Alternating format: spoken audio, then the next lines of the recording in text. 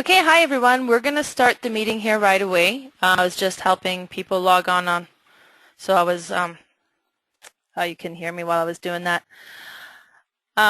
So today we have Chris, who's going to be our guest speaker. Chris has been a Rich Dad student for longer than I have actually, and has been very active in with real estate investing. He's also manages a lot of properties, and today he's going to talk about managing tenants and and then ins and outs and stuff about that. So, Chris, I have unmuted you now, and I'm going to give you Hi, everyone. control. Fantastic. Thank you very much, Melanie, for offering me the opportunity to speak to everybody. I hope everybody had a great weekend. It's been nice having this weather since we've had such a weird summer. I hope people learn something about tenants and hopefully laugh and cringe with me along the way. So to get started, let me flick this over to my screen. Okay, I'm going to have to close the window, so I'm not going to be able to see anybody type in it. And I think I can make this full screen. Let's figure this out. Okay, let's go full screen. I think this will work.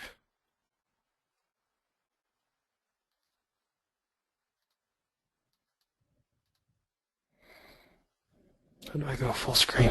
You have the corner icon at the bottom of your bar where it makes it full screen, I think, Chris? Oh, there it is. Okay, fantastic. I just found this new tool. It's called Prezi, so I'm still learning it.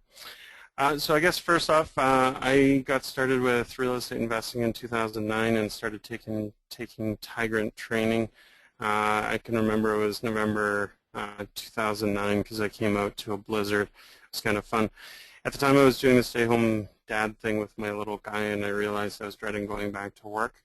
After a few months of trying to do it on my own, after I started taking these courses and branding myself and getting my own Tier 3 corporation and stuff set up, I realized that in order to do this in a bigger way than I guess I was capable of on my own, I needed to join forces. So while I was down in Vegas during a conference with the Rich Dad Poor Dad organization, I got offered a position with REB Canada to join my two business partners at the time, Curtis and David. And yeah, I've been a partner ever since. So we gained our fourth member, Amy, I think the following year, and that sort of sparked our journey to buying up houses. Today we have around 50 doors that we self-manage or amongst other investors' properties. I couldn't tell you off the top of my head how many properties we have, but it's upwards of 50 now. We are currently in the process of buying some more, so the number will rapidly rise here fairly soon. Curtis and I basically tag team the places once they've been purchased and conditions waived and that sort of thing, and it works for us. Curtis and I have that good cop, bad cop stuff going on. We always sort of clear each other on stuff. As 20 minutes ago we were talking about tenant stuff. And what to do with this one particular problem tenant. So we're always doing that, and it really works for us. I typically leave the bad cop stuff for Curtis, as he's better at that than I am. I'm the friendly guy that brings people in, and once they're in, then Curtis and I sort of dual deal with any big challenges that come up. So yeah, I'm hoping very soon to be going full-time. Although I don't know when that's going to happen. I tell you that it's going to rapidly change my life because I'll be taking on a lot more stuff. So yeah, primarily I do three things with REB: marketing, renovations, and of course tenants. Tenants take up a huge portion of my day. I do tenant move-ins, move-outs, showing places, dealing with their garbage, chasing rents, pretty much the full gamut when it comes to tenants. They'll text message me, I'll have to respond, set up times for trades to go over if they need to fix something or an appliance breaks down and that sort of stuff. So I'm very familiar with Kijiji and how to use it to my advantage, which has been great. So Melanie actually came up with some questions for me. I'll try to get started. So I think I covered off a few of these things. My name is Chris Galen. I was born in Calgary. I moved around and ended up back here in 1999. I took two types of training. I guess you could say three now. Tigrant training, RAIN acre program, as well as a commercial program through Scott Shield that was down in the States. What's next is really to continue working on my own personal development and hopefully continue to do real estate in this fashion.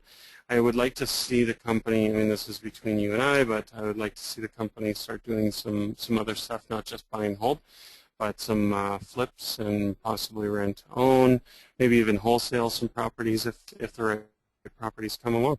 So. Yeah, so finding tenants. The tenants are a funny bunch. I find there's a couple types, the good ones and the incredibly time-consuming ones. They really do follow the 80-20 rule, which is Pareto's principle. 20% of the tenants cause us 80% of the work. I'd be happy to come on here and tell you about how we've never had any problems with tenants, but that's a pipe dream. You know, when you have a couple of properties, the chances are slim that you're going to have issues. When you start increasing that number, of course, the challenges come in. We're in the process of getting rid of our challenge tenants right now, and I'm hoping that things here on out are a little more smooth sailing. So, you know, it happens. So we've had tenants be really amazing to us. For example, leave us with nothing but a spotless property and just keys on the counter. We've had them refinish cabinets, seating and improving lawns, never calling us about little things like light bulbs or what have you. And of course, the most important thing is that they pay their rent on time and no issues. Then of course, we have tenants who constantly need to be chased for rent, destroy our places, leave piles of garbage, you know, don't leave on time so other tenants can move in, etc. We do our best to follow the same procedure of screening each of our tenants. Of course, some tenants squeak past certain checks just due to the fact that we need the rent paid, so you can sort of overlook certain things that maybe you would have caught if you had time. You know, but you do what you can. I mean, no criminal checks, credit checks, references, etc. will be 100% surefire method. You can only hope that they follow their previous behaviors, really. So we find our tenants primarily on Kijiji and Rent Faster. Kijiji is obviously free, although they've made some changes recently so that you can have 3 properties up there, and if you start adding more, then it's going to cost you pretty close. I think it's $30 a property. Rent Faster is definitely one of the best in Alberta, and it's got some of the best filtering possible, whereas Kijiji, it's pretty much just a giant pile of properties for rent, and you can find everything in there. And then, yeah, of course, you know, you can go to some organizations. The one that I would recommend at this time, and they've just gotten started in April, is the John Howard Society. We haven't used them yet, but I had a fantastic meeting with them, and I may end up using them for properties down the road. I'm not going to tell you too much about them because we haven't used them, but from what I understand, they will manage everything, as well as they have contingencies in place that if there was any damage to the property with the tenants that they place. And they're not your typical tenants. They're going to be tenants that are a lot more challenging.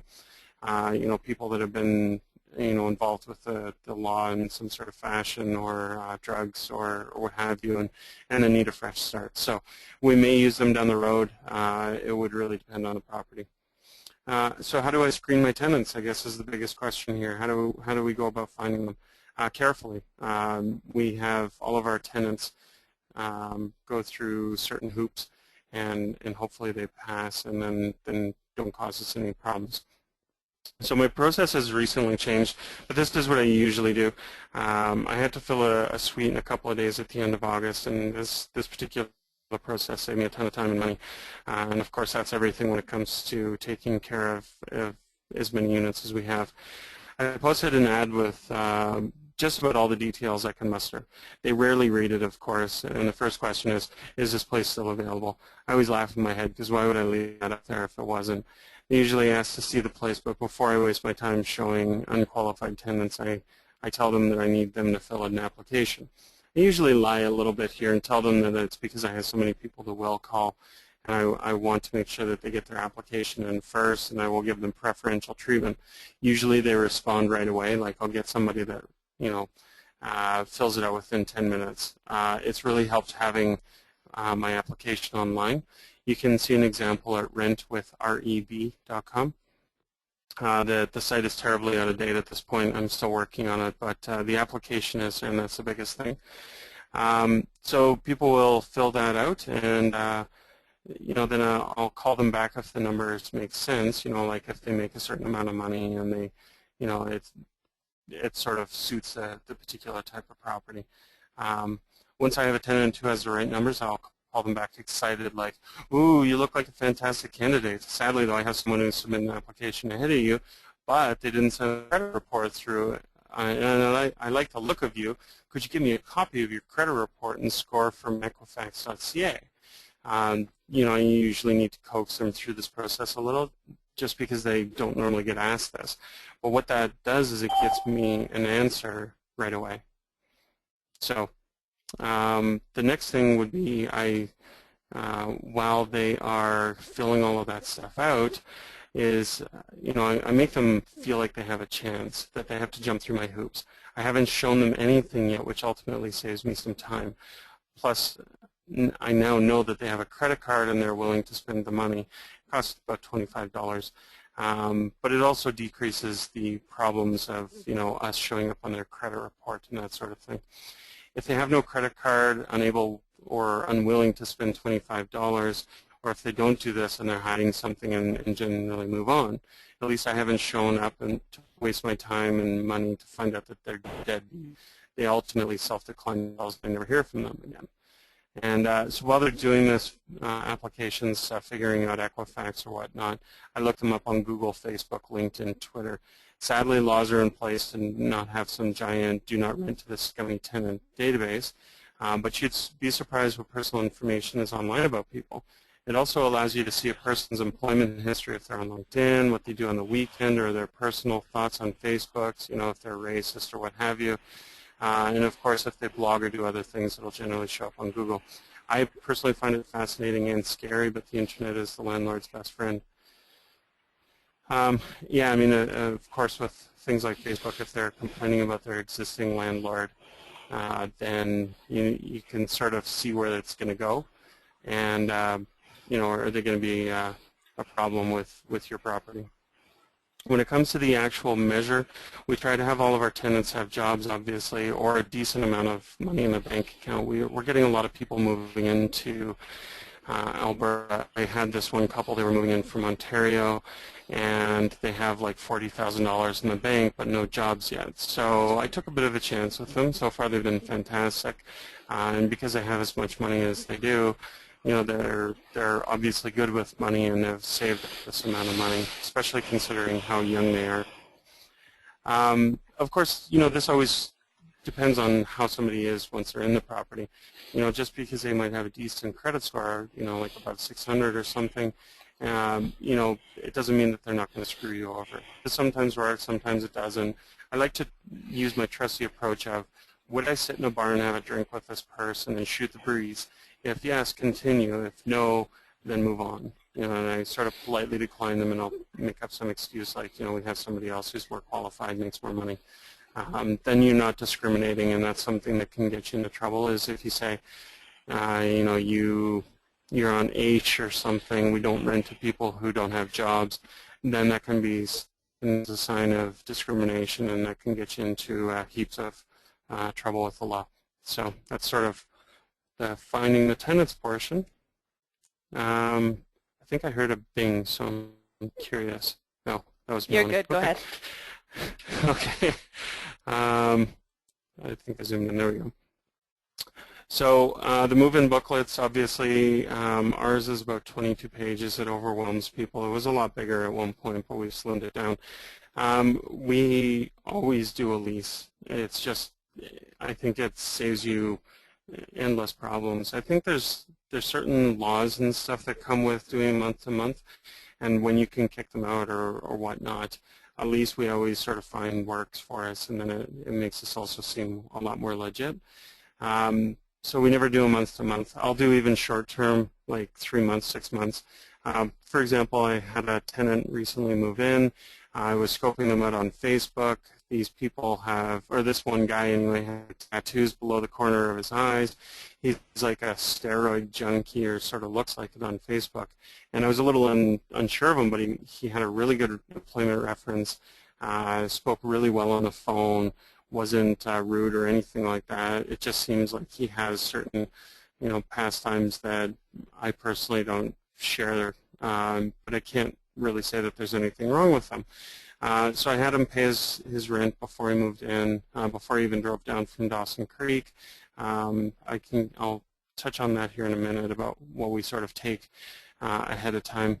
And I put into his lease that we'll check in after 3 months, that if he wants out, because it was a sight unseen, he hadn't actually seen the property, just the pictures online. And so I put it at 6 months, but we'll not renew, but we'll check in with him at 3 months. And if he wants out, we'll let him go with no penalty. I know that the tenants upstairs actually called me the day after I rented it and were like, hey, we'll rent the downstairs from you as well. I was like, oh, well, that's too bad because I've already rented it to somebody else. It's actually probably in my best interest to have the upstairs tenants rent the downstairs as well. It's to their brother who's currently living upstairs as well. So they'll rent the whole house and I won't have to worry about them. So we always use a lease. And it also, with our move-in booklets, we cover all the bases as much as we possibly can, from what we sort of expect as rules go. And a lot of this stuff is not legally binding. The lease, the 3-page lease that's actually in there, is about the only legally binding thing in there.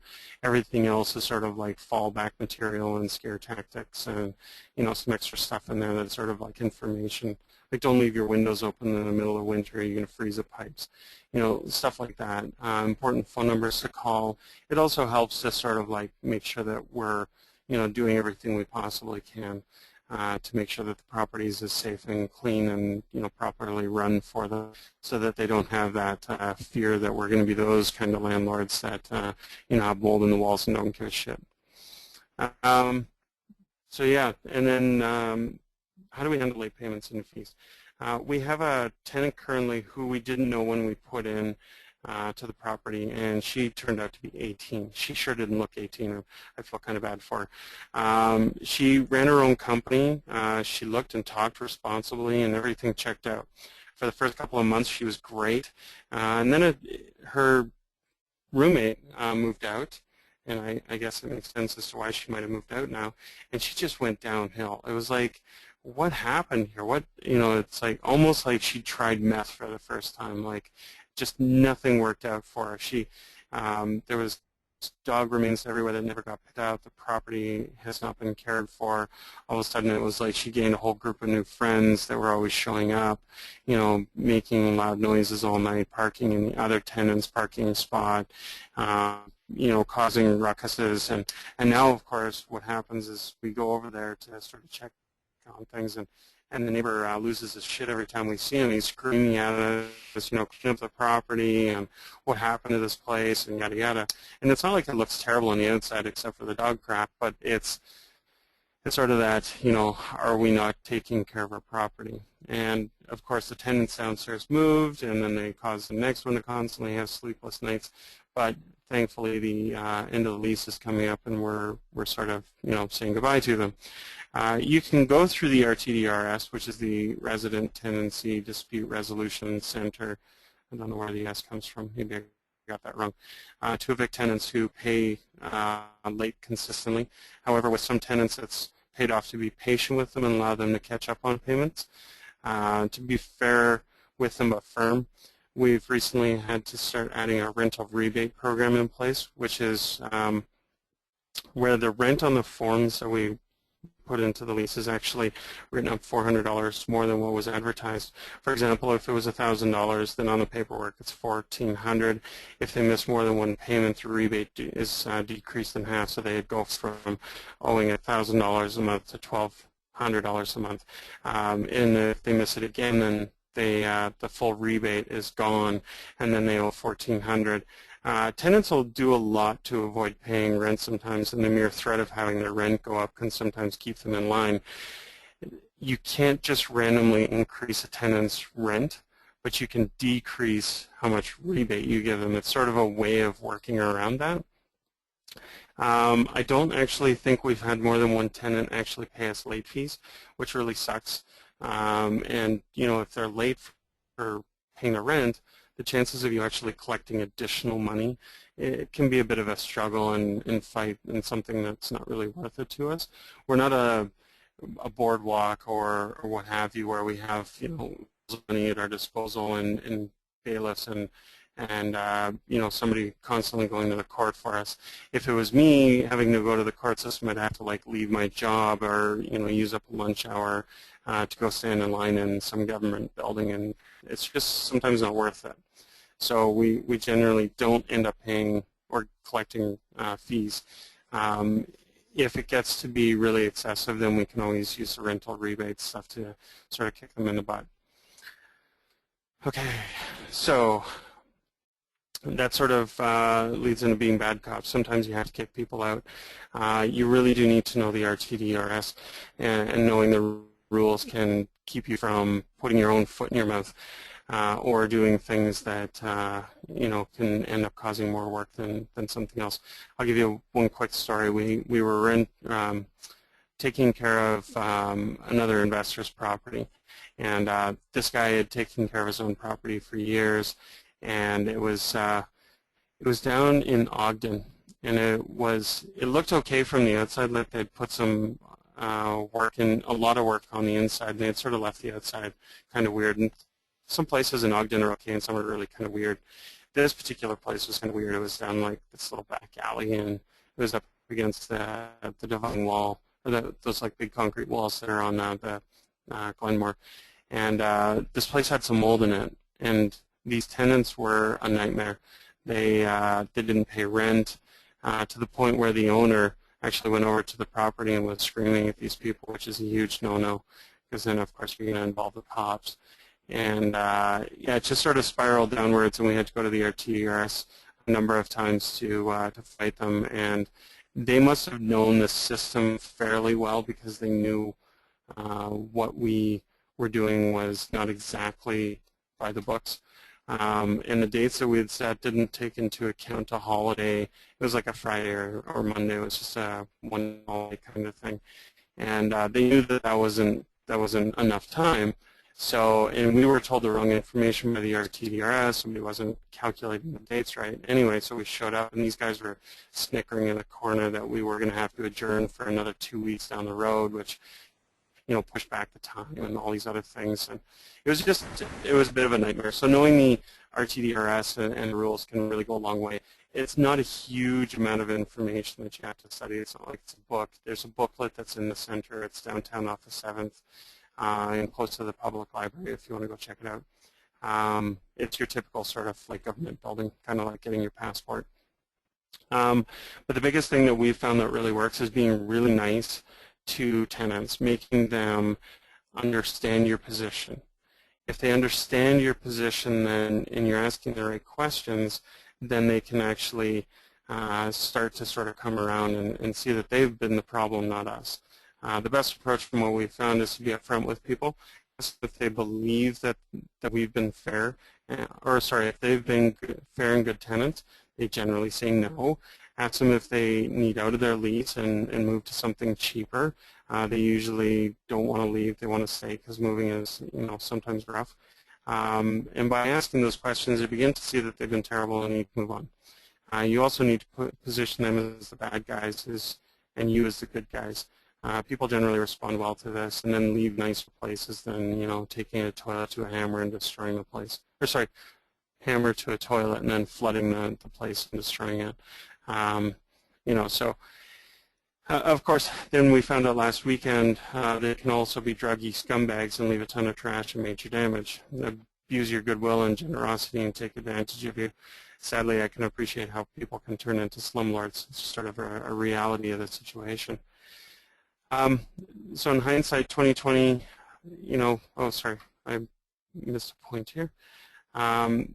Advice for new investors. You can most likely manage up to 4 properties on a simple spreadsheet. I mean, you could probably manage a lot more than that on a whiteboard, but everybody is different. But what has really helped us is using an online software or cloud-based software called Propertyware.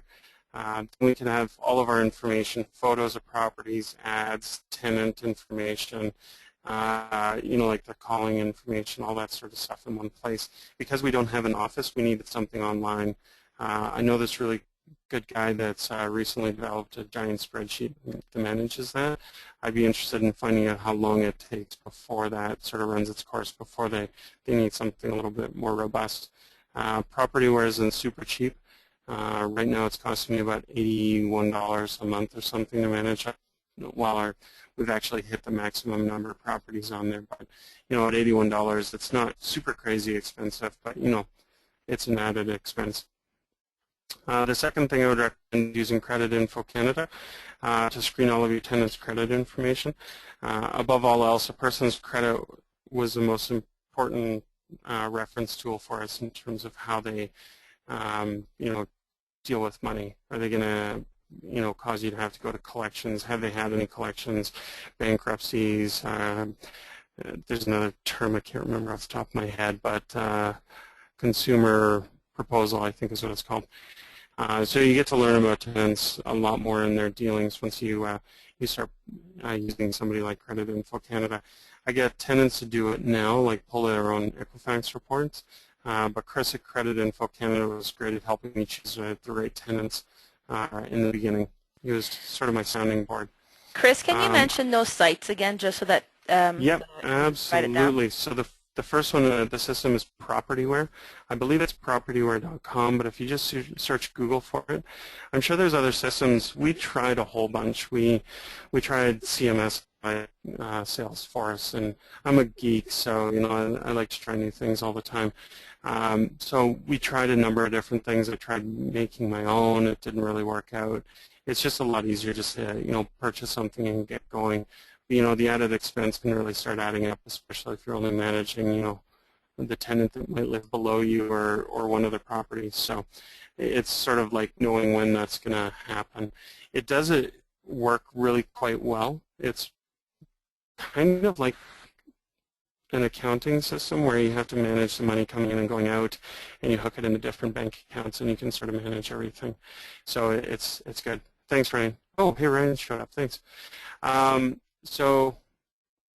And of course, the biggest thing for new investors is to really just get over the fear of just doing it.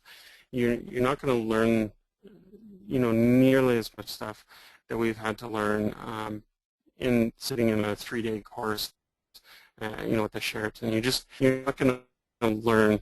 You're going to get some information. You're going to have some fallback information in terms of like your books and stuff, but that stuff goes rapidly out of date fairly quickly. I don't think it even covers off half of this stuff. And they probably even talk about, posting up signs with tearaway, phone numbers.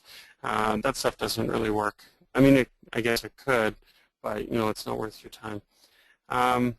The second thing I would recommend, oh, yeah, I already read that.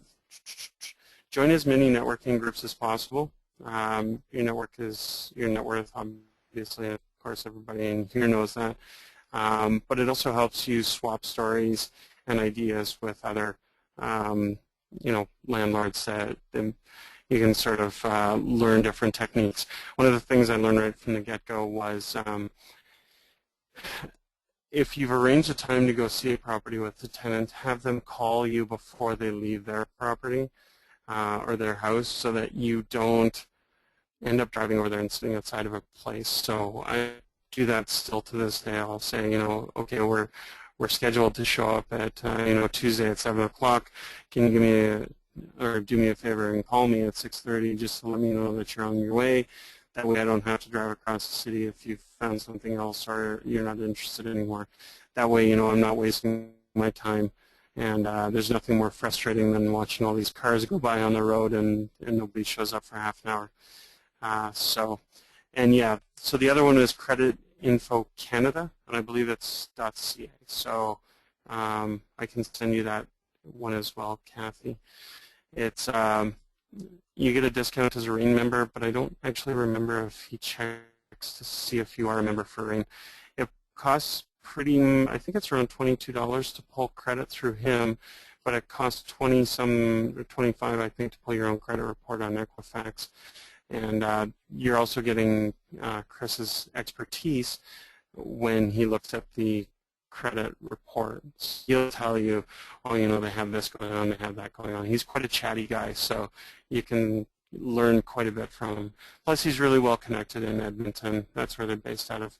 But he knows so many people and can tell you all sorts of stories. So, yeah. Let's see here. So, stories. Melanie asked me to tell some funny stories.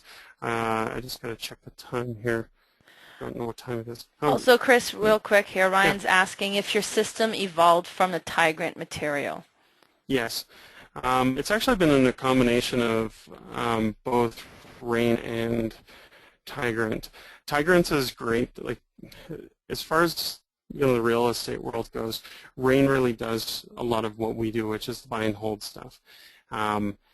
Their acre program is really well suited for the method that we're using, but of course they aren't nearly as sort of creative, and have a much larger group of investors in the room. So there's certain things that they won't say, whereas the Tigrant instructors may instruct you to go look at their Facebook and stuff, whereas I don't think Rain does do that kind of stuff, because then it can get a little sketchy. It definitely has, to answer your question, Ryan, it definitely has evolved a lot more from the Tigrant stuff. Our move-in booklet is pretty much a copy of what is in the Tigrant property management course. We've modified and slimmed down and added to it. I think we're only ever getting better at that. We find out what works and what doesn't, and it's definitely a moving piece as to what works and what doesn't. So, does that answer your question? I think it does, yeah. Perfect. Okay. So I can tell you a couple quick stories, and then I'll definitely open it up to questions. This crazy lady, who was our first property. She must have had issues upstairs in her brain. She was nuts. She showed up, and I still have never to this day seen somebody go to the length that she did to try and secure this property. So to sort of paint you this picture, she was kind of hobbling. She had all sorts of papers and stuff tucked into her wool socks that she was wearing with sandals. And right there, you should know that she's kind of nuts. And she had these awful shorts and a fanny pack, and it brought over all of this material. Like her father was sitting in the car, who was also going to be renting the place, and he had like a bandage on his ear from some sort of surgery or something. Not to say that that's a bad thing. It's just like everything. The bandage looked like it had been on there for months. It was terrible. It was like falling off of his head. But she showed up, and she had all of this material, like, and originals too. And you never give your originals away, right? That's like giving your passport to somebody. You just don't do that. And so anyway, we just got a nasty vibe from this woman, and we were like, no, there's no way. We need a tenant, but we don't need a tenant that bad. So we said, no, you haven't passed, and she was really upset that she didn't get the place. And so she wanted all of these original pieces of her documentation back.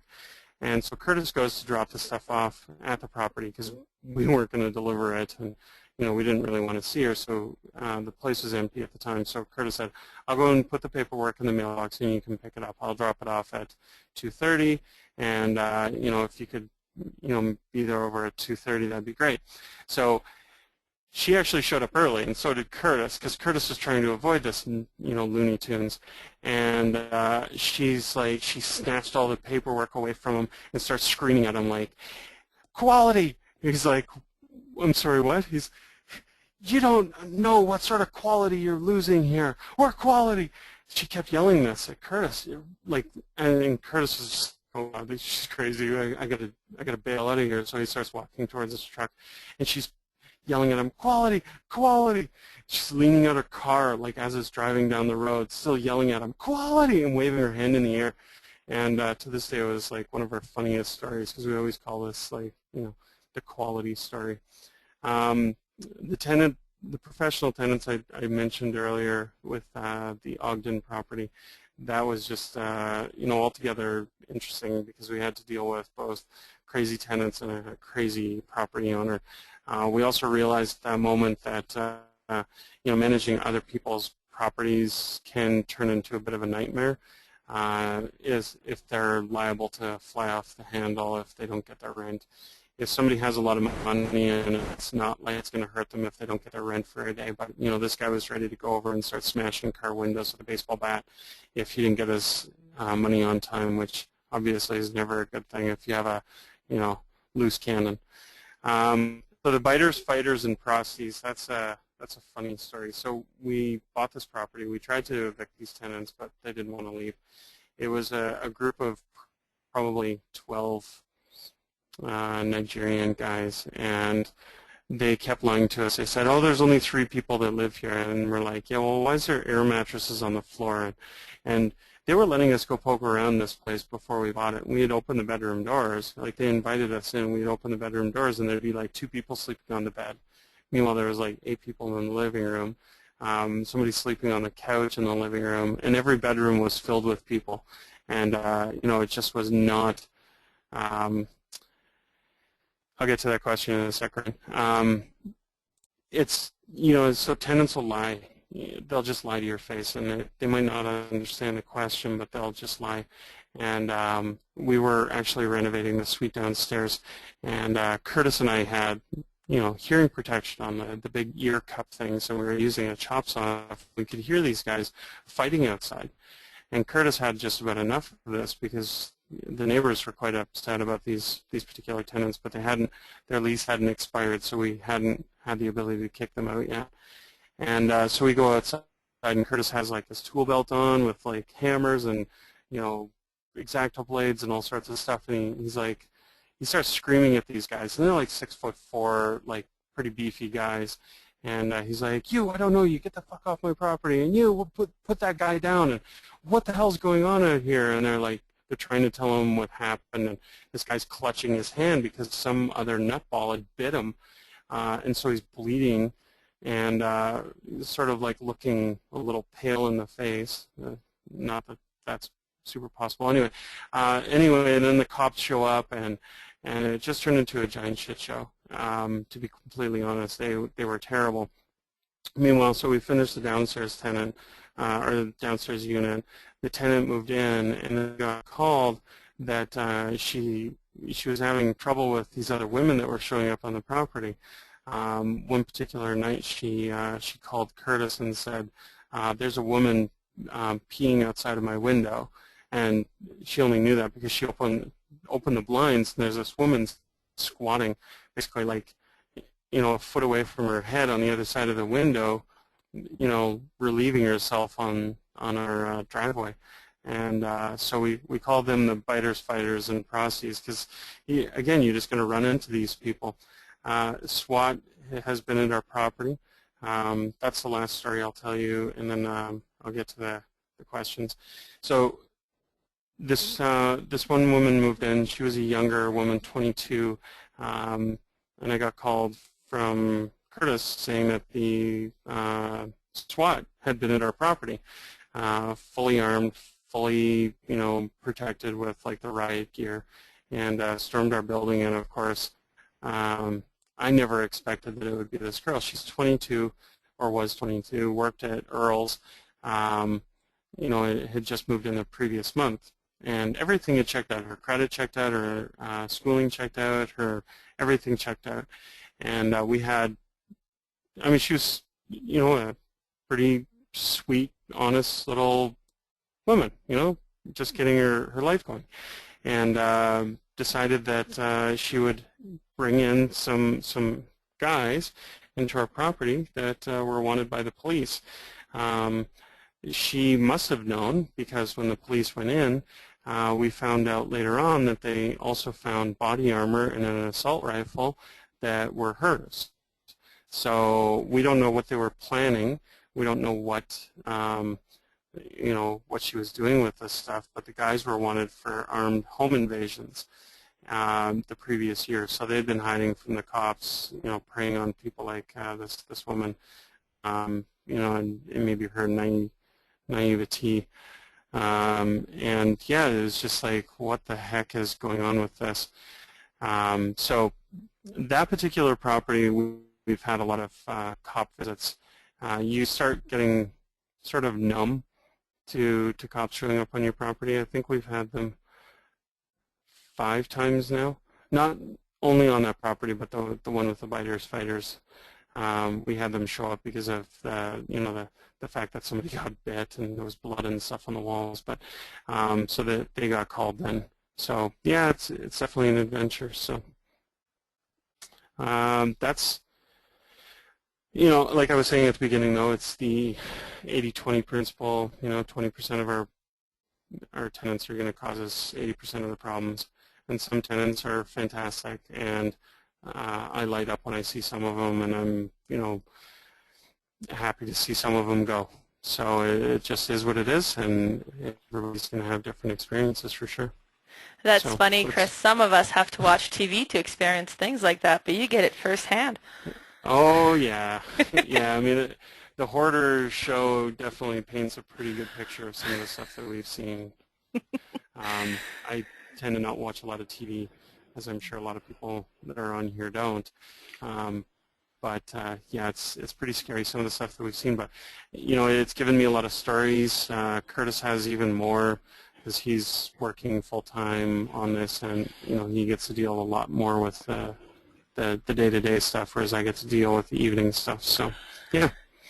Sounds great. So So we'll Ryan, open it for the question and answers. Ryan did have one yeah. about what recommendations do you suggest in selecting a property manager in another location or another province?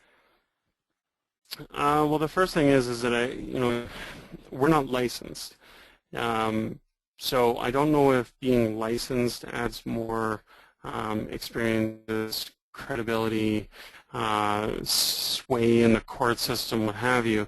I don't know if that makes a lot more makes it a lot easier picking a property manager.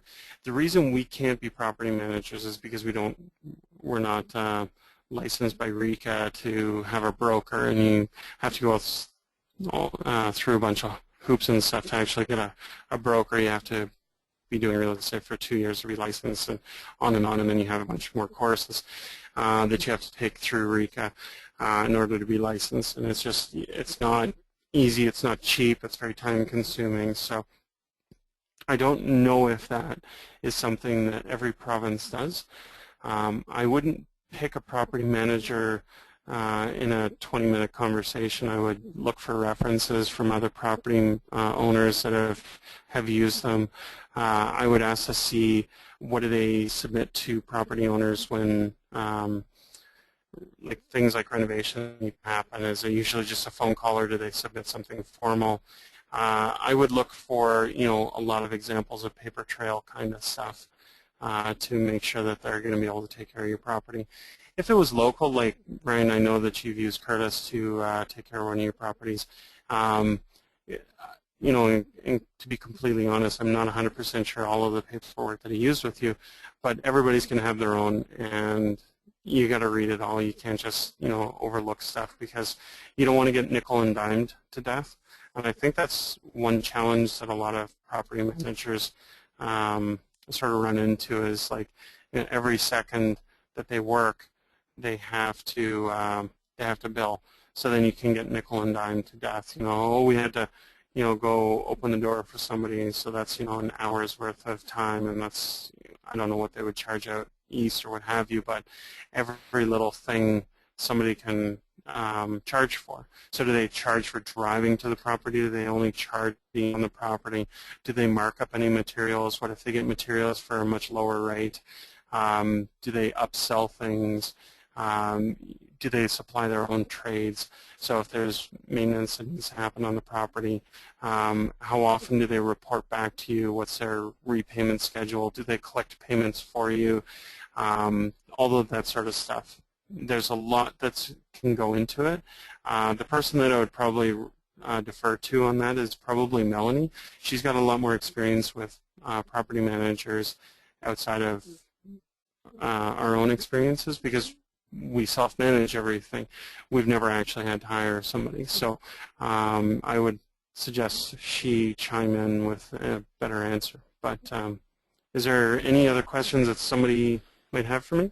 I do have one for you here. In Yeah. part of your screening process, do you contact previous landlords? Yes, we do. There's always sort of tips and tricks to give for that particular activity. For one thing, there's only certain questions that you can ask. They may give you answers, they may not. For example, when you're calling employment, not that that's what you asked, but if you're calling for an employment reference, the only thing you can really ask is, are they gainfully employed? If they say yes or no, that's fine. There's your answer, but you can't get into like the 50,000 questions. You know, how much do you pay them? Are they consistently late? Have you noticed unusual behavior at work? You know, you can't really ask a lot of those kind of questions because of FOIP rules. Same sort of thing with the landlording or the landlords. You can't really ask them too many details. I mean, you can ask them any questions, but they don't have to answer. One particular trick that I've used is I've asked landlords, so it says here that Mary is paying, you know, she'll have written down $900 a month. I'll actually increase it. I'll say, it says here that she's paying you $950. Is that correct? Any landlord is going to know those numbers. If they lie and they say, oh yeah, Mary pays $950, well, it kind of throws up some warning flags there. For one thing, they could have just put down on their form, yeah, you know, I rent from you know, such and such place, and this person's my landlord, and I pay, you know, and then they go home or they leave the place and they're like, hey, can you tell this guy who's going to call you that I pay, you know, my rent and all that sort of stuff. But they usually rarely never add how much are you actually getting for rent. So to make a long story short, just try and get as much information out of anybody that you call, but just be aware that they don't have to answer very much, and you know, if you probe too deeply, you might end up in some trouble. Does that answer your question? Yes, it does. Thank you. No Does problem. anybody else have a question? If you do, please type it in and we can have Chris answer them.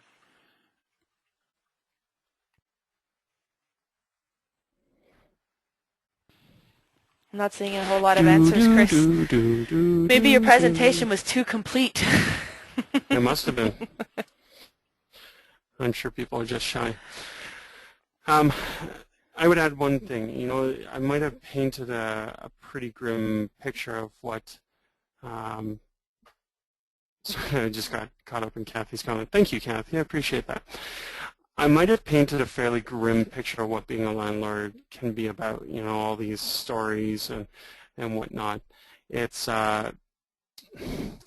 it's incredibly rewarding sometimes when you have tenants that treat you as friends, and when you show up to invite you in for beer, or you know, you can sit around and gab, and I mean, Curtis smokes, but I don't. You know, you can stand around and just sort of like shoot the breeze with these people that are renting your place. One particular guy we actually work with, and you know, I see him quite frequently, like probably 3 times a week, and you know, the friends and that sort of thing is sort of a side benefit of doing this. One of our tenants is they're an East Indian couple, and they moved from Kenya, and they didn't have any Canadian credit. We were putting them in based on, you know, a friend of a friend's request, and we took a chance on them. It was just a basement suite and forest lawn, and they light up when they see us. And I know it's part of their culture to invite people in for food and tea, but it's always nice to sort of go in and see them and, you know, socialize with them and make sure that they're doing okay, and if there's any problems that they're having, that we take care of them right away. So there's definitely a lot of tenants that I could probably name where I wish they would just go away, and then there's even more that I would be really sad if they left. So it's definitely, you know, for a big old softie, it's definitely rewarding to see people have clean, healthy homes, and you know, a roof over their heads. It's, you know, it's definitely rewarding. But you know, it definitely brings us challenges and the stories and headaches and you know concerned nature for you know your property. So yeah, and thank you, Patty, for the compliment, and Kathy. Any other questions?